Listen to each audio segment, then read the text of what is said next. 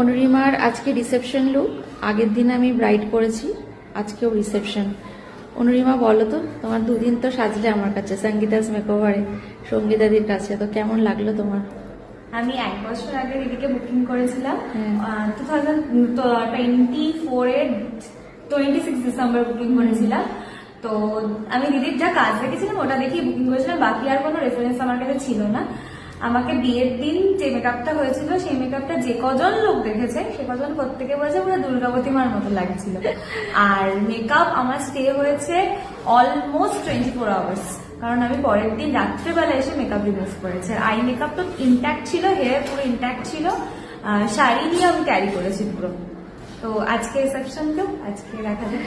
Thank you so much. আর thank you দাদাকে, মানে ফার্স্ট আমি কোনো হাজবেন্ডকে দেখলাম এত সাপোর্টিভ, কন্টিনিউ করে যাচ্ছে। ও সবসময় আমার এভাবে সাথ দেয় গো, সব সময় থাকে এভাবে। আমার এয়ারটেল অপর্ণা শাড়ি পরিয়ে দিয়েছিল আমাকে, সবাই লাগছে। সত্যি খুব সুন্দর ও ড্র্যাপিং আর হেয়ারটা করেছিল আমার। যাই হোক, কাজটার লাস্ট অব্দি সব ঠিকঠাক হয়েছে, তোমারও মোটামুটি মিটে গেছে কাজ। ভালো থেকো, আগামী জীবন তোমার খুব সুখের হোক। Thank you so much.